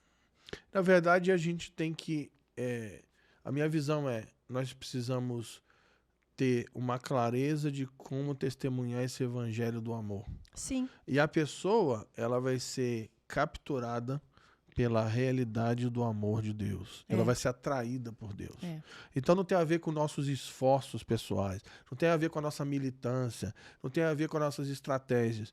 Tem a ver com uma igreja que de fato conhece o evangelho de Deus, vive o evangelho, testemunha esse evangelho, e o evangelho de Deus é poder para salvar. É verdade, porque muitas vezes a gente pensa em estratégias, né? Como eu vou fazer para alcançar essa pessoa? Deixa eu formar uma estratégia aqui, vai ser nesse assim, assado, mas na verdade quem transforma é Deus. Então é exatamente isso que você está falando. É só a gente dar testemunho. Eu vou contar uma experiência. Uma vez no Rio de Janeiro, alguns anos atrás, eu fui numa comunidade bem carente, e eu fui pregar o evangelho para alguns jovens. E aí eu fui. Daquela comunidade que, assim, só para vocês terem noção, né? Que você tem que avisar que vai entrar. Aí tem um cara armado na porta, na entrada. Que te acompanha. Aí você tem um sinal do carro, tem que entrar piscando, tem um monte de código. Beleza. Aí, cheguei lá. Aí o cara já me conhece, né?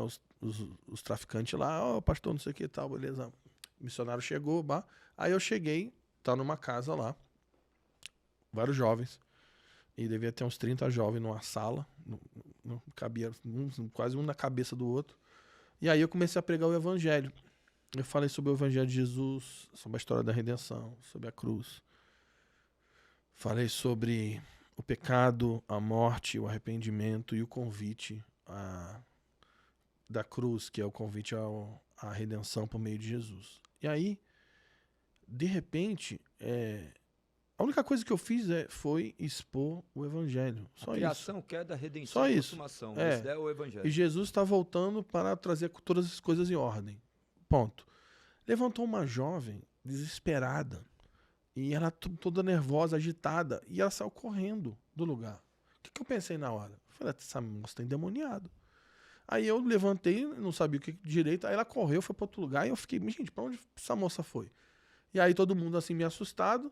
E aí eu também fiquei meio bolado de sair correndo atrás dela. Porque eu não sei, não conheço a comunidade direito, né? Vai que ela entra num beco que eu me perco. Tu tá ligado? Não sei se já foram na comunidade do Rio de Janeiro. Eu já fui. É uns becos assim, dependendo da comunidade, que se você entrar ali, você não sai dali nunca mais, né? É umas vielas, tu fica perdido. Sim. Aí beleza, e eu fiquei assim, assustado. Aí beleza, passou 10 minutos depois, vem a menina chorando e com um álcool na mão, álcool de cozinha, né? E um fósforo. Eu falei, gente, o que tá acontecendo? Essa moça vai vir botar fogo na gente aqui. Meu Deus. Aí ela veio, e ela chorando, e falou assim, nessa noite eu recebo a Cristo na minha vida, e isso é o sinal que eu vou mudar. Aí ela joga umas ervas no chão, que eu não sei o que é até hoje, joga o álcool e taca ali fogo nas ervas. E começa a gritar, Jesus me salva, e eu tô aqui assustado. E aí, bom, pra resumir a história, ela tava grávida de um traficante.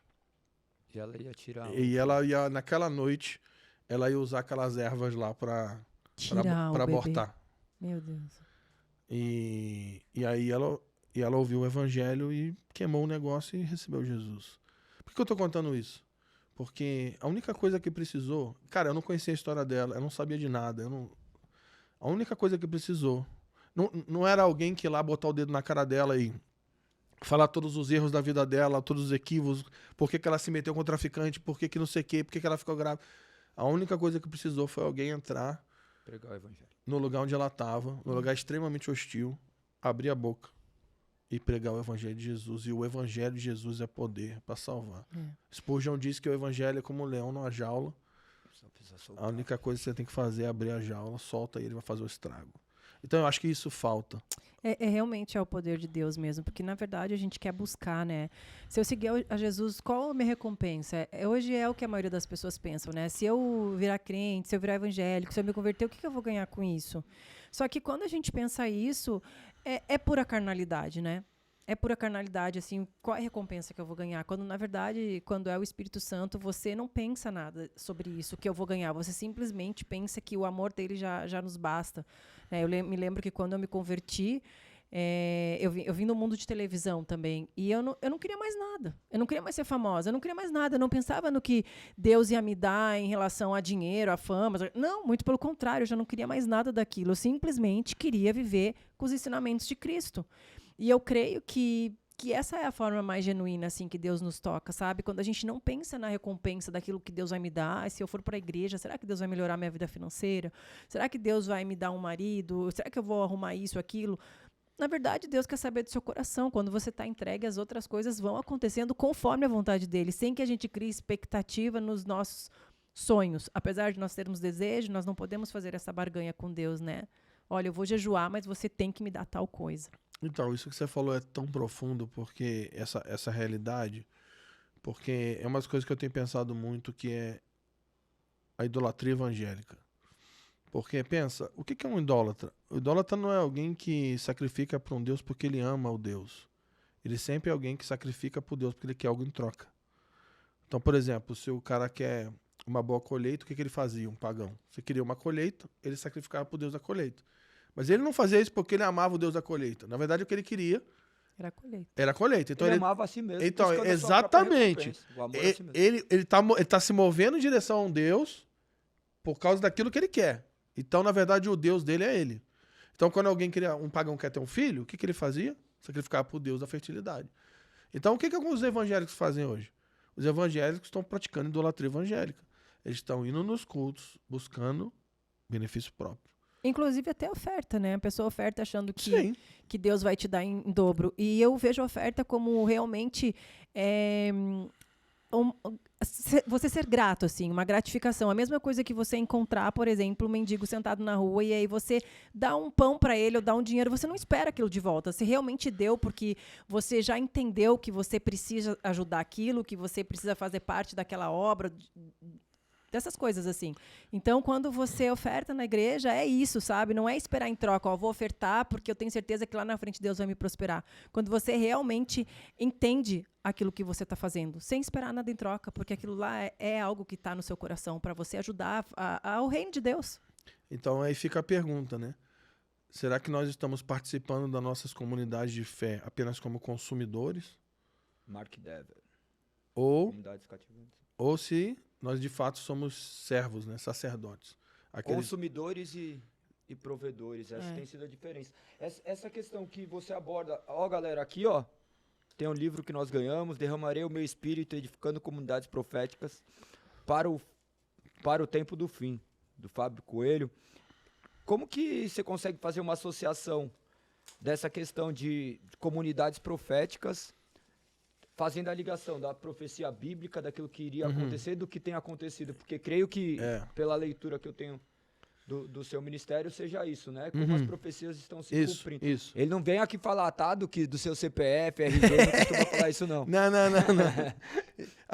A ideia é fazer uma leitura da Bíblia como um livro que narra a história do Evangelho e a observar as profecias bíblicas e os seus cumprimentos na história. Então, qual que é a ideia? Jesus ele fala o seguinte, pergunta para ele no templo, qual que é o sinal da sua vinda? Como é que a gente vai saber o que vai acontecer no tempo do fim? Aí ele fala assim, olha, ele começa dizendo, cuidado, que ninguém vos engane.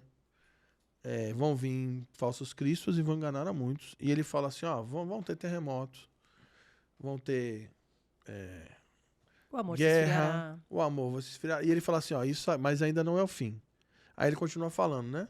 Guerra, nação contra nação, epidemia, e você pega Lucas e Mateus, né? Epidemia, fome, esfriamento, mas isso aí é só o princípio das dores. Aí ele fala assim, mas quando o evangelho do reino for pregado para testemunho em todas as etnias da terra, então verá o fim.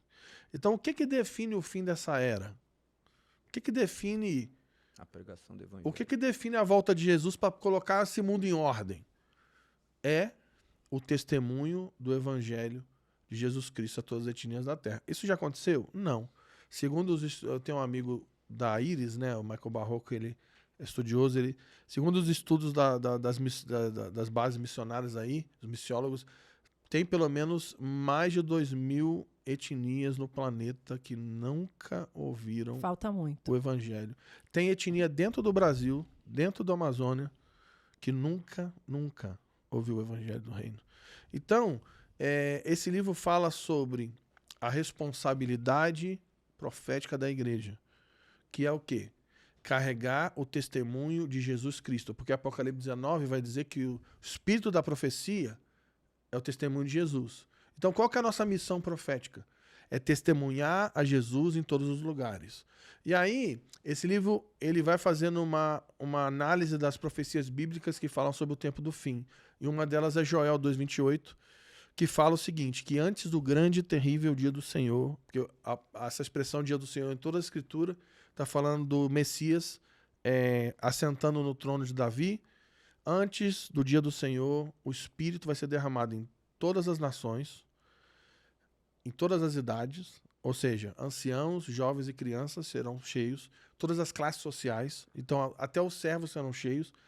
E o que vai acontecer? Vai haver um testemunho profético do Evangelho de Deus que vai provocar sinais e maravilhas. E aí ele termina dizendo, e aonde o nome do Senhor foi invocado ali, haverá salvação. Então o que eu creio? Eu creio que o que está para acontecer agora, diante de nós, é o livro de Atos acontecendo em escala global, numa medida que nunca foi vista antes na história. Antes de Jesus voltar, vai haver o tempo de maior apostasia, frieza, perseguição e guerra, mas também vai haver o maior nível de derramamento do Espírito e vai se levantar uma igreja gloriosa como nunca foi vista na terra. Amém. As duas coisas vão acontecer ao mesmo tempo. Concomitante. Então, frieza, apostasia, perseguição, glória da igreja, pregação do evangelho, poder do Espírito, sinais e maravilhas. Isso tudo vai acontecer e vai ser uma guerra, que é uma guerra de mensagem, porque é o evangelho verdadeiro contra o falso A evangelho. mensagem profética da Bíblia para a mensagem profética de falsos... Exatamente. Porque, pensa, hoje a gente vive isso. Um falso evangelho está inserido dentro da igreja. Ou seja, vem para Jesus e pare de sofrer. Você acha que essas pessoas que estão pregando esse falso evangelho, você acha que elas estão cegas ou elas sabem que elas estão pregando e elas têm outros interesses? Tem dois tipos de pessoa hoje dentro da igreja. Tem os falsos profetas conscientes. Eles sabem o que estão fazendo e eles sabem que eles estão fazendo isso buscando benefício próprio. Que horror, né? Como é que a pessoa consegue conviver assim? Isso é real. Eu já lidei com vários casos. Meu Deus. De pessoas que se utilizam de uma posição de liderança espiritual para abusar da igreja economicamente, espiritualmente, sexualmente e até por meio de abuso emocional. Isso é real. Isso existe mesmo, né? Tem. Isso existe, Tem as pessoas que de fato são conscientes. Houve algum tempo que não existiu? Cara, não. Mas o que a gente espera lendo as escrituras é que Jesus diz, né?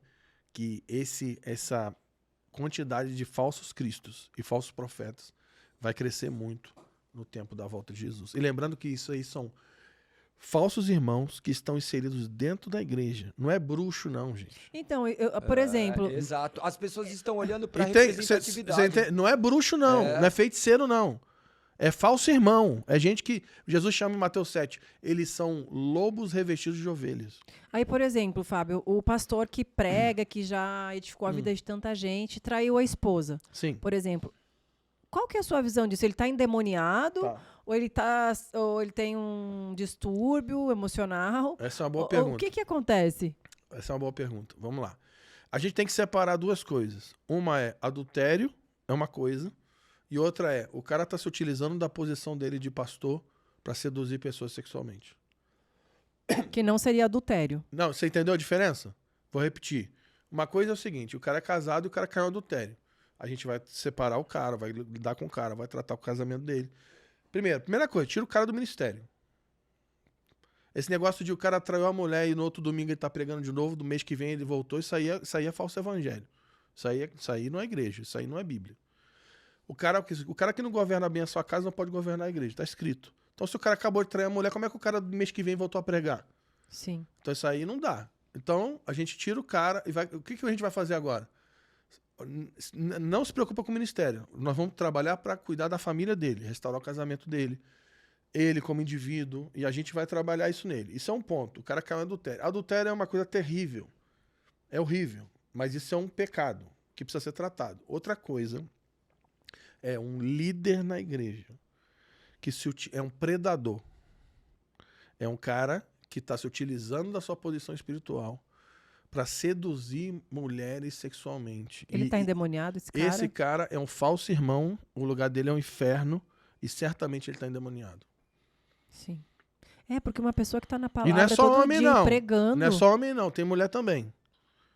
Tem mulher... disso as prisões que ocorrem aí, tem Mas... ocorrido cada vez, graças ao tempo que nós estamos vivendo, cada vez mais isso daí tem vindo às claras, né? Até uns anos atrás, o pessoal achava que isso só acontecia na igreja católica. É.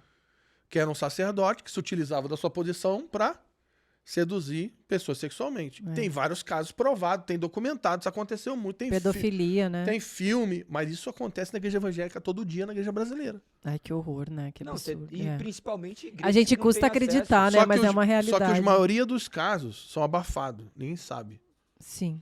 Por quê? Porque trata na surdina, um mês depois o cara voltou a pregar. E sabe o que acontece nesses casos? Invariavelmente, o cara volta a cometer. Geralmente esses caras aí não fizeram isso uma vez, não. Eles fizeram 7, 10, 15 vezes. Isso é uma doença? É uma doença, né? Ou você acha que é só demônio ou você acha que é doença? Não, é tudo junto. É tudo junto, né? Porque... É uma ação demoníaca que gera uma depravação profunda. Sim. Esse cara não é crente, ele é um falso irmão. Ele é um excelente... Geralmente é um cara ou uma mulher com excelente oratória. Pode ter uma excelente oratória, né? Tem dons, inteligente. tem carisma. Sempre.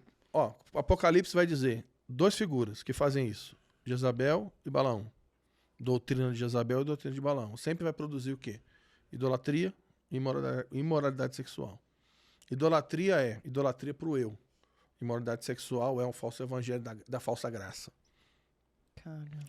A questão é que hoje nós estamos matando aquele que Deus mandou a gente amar e crucificando aqueles que não deveriam ser crucificados necessariamente, né? Porque nós chegamos para as pessoas que não conhecem a Cristo e nós queremos mandá-los ao inferno. E aqueles que nós conhecemos, que professam uma fé que é mentirosa, que estão enganando os outros, nós estamos idolatrando. Então, o verdadeiro evangelho, mediante pessoas como você que tem escrito livros que declaram o que as escrituras dizem, devem ser expostos, devem ser colocados nos seus devidos lugares para que o evangelho seja proclamado, para que realmente as escamas caiam dos olhos. Esses papos aqui são muito proveitosos, acho que não só para nós, mas para a igreja invisível de Cristo, né? Para que todos aqueles que realmente possuem o Espírito da verdade possam ver e enxergar com seus próprios olhos a realidade que nós estamos vivendo, porque nós temos sido seduzidos por aquilo que o mundo tem oferecido. Os nossos desejos pecaminosos se aguçam quando vem isso. Para nós foi um enorme prazer ter esse papo. Tenho certeza que para essas pessoas dos lares que hoje têm essa oportunidade também, ficaram cheios de informações que são valiosas e preciosas para distinguir o tempo que nós temos vivido. Eu e minha esposa, toda vez que acaba um podcast, a gente vai e começa a falar acerca daquilo que Deus nos concedeu a oportunidade e hoje foi mais um dia. É um presente, né? É um presente, assim, que Deus tem nos dado de prazer. Ouvir tantos testemunhos, né? E aquilo que Deus faz. E a gente nunca vai conhecer tudo que Deus tem para fazer e tudo que Deus é. né? Às vezes a gente fala, eu conheço bem a Deus. Todo dia a gente precisa se renovar, precisa conhecer, porque Ele tem tantas coisas que Ele já fez e que Ele ainda vai fazer. Eu desejo profundamente, do fundo do meu coração, que você seja transformado pela glória de Deus, genuinamente, que você sirva ao Senhor, Amém. não pelo que Ele pode te oferecer, mas pelo Sim. que Ele já te ofereceu, sabe? Pela vida que você tem. Se eu falar que a sua vida vai mudar e que você vai viver coisas maravilhosas, eu também vou estar fazendo uma barganha, apesar de ser real isso. Você começa a viver uma paz que excede todo entendimento, e eu posso falar pela minha própria vida, pelo meu próprio testemunho, por aquilo que eu vivo, pela família, os filhos, e tudo que Deus tem me dado. Eu só consegui viver realmente, de fato, uma vida palpável logo que eu conheci Jesus, e eu ainda tenho muita coisa para conhecer, e eu espero realmente, o que eu desejo é que Deus edifique sua casa, edifique sua vida, os seus filhos, o seu trabalho, que Ele realmente possa te alcançar lá no profundo do seu ser, e você realmente descubra a pessoa que você nasceu para ser, a identidade que Deus tem para você, não essa que colocaram na sua cabeça, ou que você se moldou pelo mundo, mas sim a identidade de Cristo, essa que realmente vai mudar a sua vida, vai mudar a sua história, porque o que Ele quer fazer é através de você. Não é em você, mas através de você. Amém. Amém. Amém. Tem um presente aqui para Opa. você, Fábio. O presente dela quase foi uma televisão quebrada, você viu, né? Desculpa, quase. desculpa. Eu achei que ela ia me Quase. dar a televisão. Você- Eu falei que ela virou pra cá, eu falei, opa. Ai, Fábio. Recebo! Olha, mas é tão bom quanto, porque eu vou te dar um complexo vitamínico Olha que é aí, ó. maravilhoso. Essas gominhas, você comeu as gominhas? Comi, é muito bom. Então, Gostei. aqui tem de vários sabores, ó. Tem cúrcuma, que é anti-inflamatório, tem pro cabelo, pras unhas, tem pra criança, tem melatonina, pra você te preparar para um sono maravilhoso. Esse é se eu tomar, pô, deixa pra minha esposa esse aqui. Da E tem um multivitamínico também, todas sem açúcar. Legal. Elas podem ser ingeridas por veganos, porque ela não tem gelatina, é super bom para diabéticos. Então, Fábio, você vai ser daqui. Esse do cabelo aqui eu Vitaminado. já vou mandando já. Obrigado, gente. Não, e é Você tão volta com bom. testemunho, tá? É tão bom que você não vai conseguir parar de tomar. Obrigado, gente. Obrigado. É Obrigado muito mesmo. bom. Muito bom. Fábio, obrigada. Pra finalizar, a gente sempre faz um jogo de palavras aqui. São 5 palavras e você transcorre aquilo que lhe julgar conveniente e de maneira objetiva, para que expresse essas palavras finais. Antes, você quer falar alguma coisa? Não.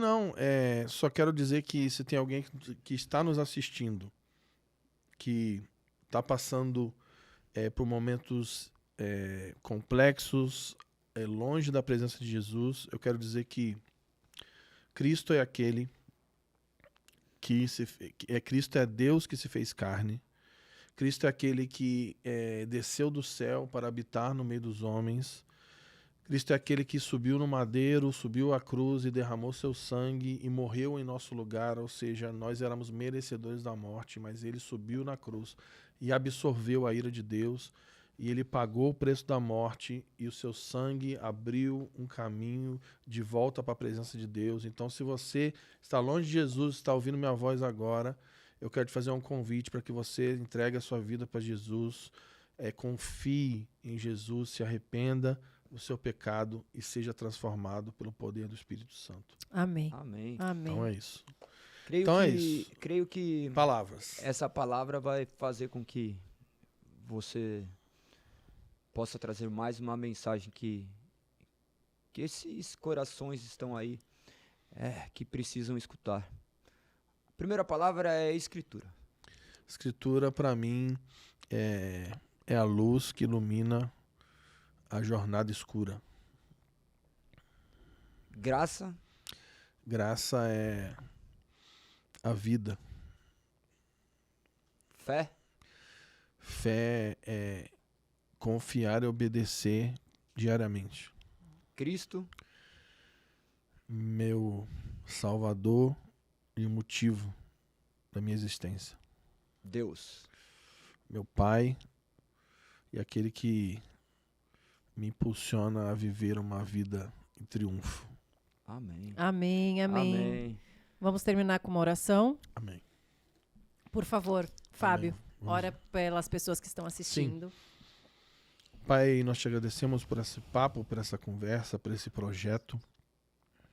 E pedimos que, aonde o som da nossa voz está chegando agora, que o teu Espírito possa repousar sobre essas pessoas, possa atrair essas pessoas para mais perto de Jesus. Eu oro para que esse projeto se torne uma ferramenta extraordinária da propagação do Evangelho de Jesus, para que o conhecimento de Jesus cresça no Brasil e nas nações. Eu oro para as pessoas que estão nos ouvindo agora. Pai, em nome de Jesus, estende a sua mão poderosa agora sobre eles e quebra o poder do Deus desse século que está cegando o entendimento dos incrédulos. Atrai as pessoas para o seu amor, atrai as pessoas de volta para a sua presença, em nome de Jesus, Pai. Amém. Amém, amém. Amém. Gente, foi maravilhoso, foi muito edificante pra gente aqui. Eu tenho certeza que foi muito edificante para você que está aí na sua casa. Guarde essas palavras no seu coração e creia que Deus pode mudar e transformar todas as coisas. Eu não sei o que você está vivendo hoje, mas eu tenho certeza que Ele pode te mudar por completo e te levar em lugares, te colocar em lugares onde você jamais imaginou chegar com Ele. Um beijo e até o próximo episódio.